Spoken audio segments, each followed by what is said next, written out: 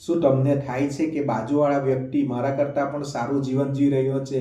આ દરેક માણસને આવું થતું હોય છે. આ માનવગત સ્વભાવ છે અને તેને કારણે દરેક વ્યક્તિ આજે દુઃખી, અસંતોષ અને તણાવ અનુભવે છે. ઘણીવાર લગ્ન પ્રસંગે આપણે જોયું હશે કે કોઈ પત્ની કહેતી હશે કે આ ભાભીની સાડી તો કેટલી સરસ છે, આવી સાડી મને પણ અપાઈ દો. તે જ રીતે કોઈ વ્યક્તિ કહેતો હશે કે આનો બંગલો તો કેટલો સરસ છે, હવે આની ગાડીઓ પણ કેટલી બધી છે, આવી ગાડી હું પણ લઈશ, આવો બંગલો હું પણ બાંધીશ. પરંતુ આ અદેખાઈને કારણે આપણે આ જાતને દુઃખી કરીએ છીએ, અસંતોષ અનુભવીએ છીએ અને આપણે તણાવમાં આવી જઈએ છીએ. તો આપણે દરેક વાતમાં સંતોષ રાખવો જોઈએ અને તેને માટે ભગવાન શ્રી કૃષ્ણે કહ્યું છે કે શ્રેયા ધર્મો ન વિગુણ પરમા ધર્મો તત્સુ નિશ્ચિતામ, એટલે કે બીજાનો ધર્મ ગમે તેટલો શ્રેષ્ઠ હોય પરંતુ તારો ગુણ રહિત ધર્મ હોય અને અધૂરો લાગે તો પણ તારો ધર્મ જ શ્રેષ્ઠ છે. બીજાના ધર્મને અનુસરવા પ્રયત્ન કરવો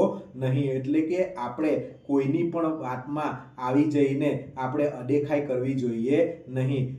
આપણું બાળકને ચિત્રકામમાં રસ છે પરંતુ આપણે બીજાના બાળકને જોઈને કહીએ છીએ કે તારે પણ આની જેમ એન્જિનિયર બનવાનું છે અને તારે પણ પૈસા કમાવાના છે.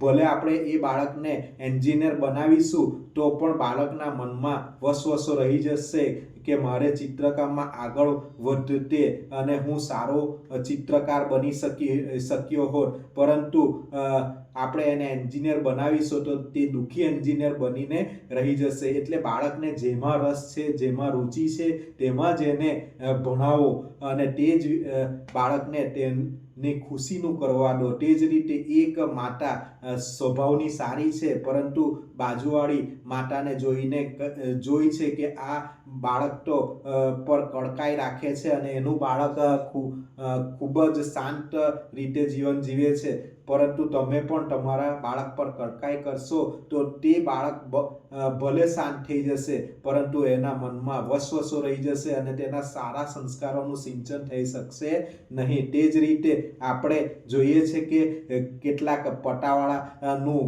પણ બંગલો હોય છે અને તેને જોઈને આપણે કોઈ સારો શિક્ષક, પ્રામાણિક શિક્ષક નક્કી કરે કે હું પણ આના જેવો બંગલો બાંધીશ તો તેનામાં અપ્રામાણિકતા આવી જાય છે અને તેને કારણે તે અસંતોષપૂર્વક જીવન જીવે છે.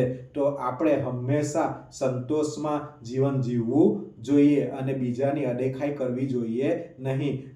એના પરથી એક પંક્તિ યાદ આવે છે કે કિસી કા ભી શીશ મહેલ को देखकर हमारी झोपड़ी मत तोड़ डालना. इस तरह આપણે પણ આપણી જે પણ કામ કરીએ તે શ્રેષ્ઠ કરીએ, સારું કરીએ અને આપણા કામમાં આપણે ખુશ થઈએ અને આપણે આપણા કામમાં સંતોષ અનુભવીએ. તો મારી વાત જો ગમે તો લાઈક કરો, કોમેન્ટ કરો અને આ રીતે આપણે જીવન જીવો.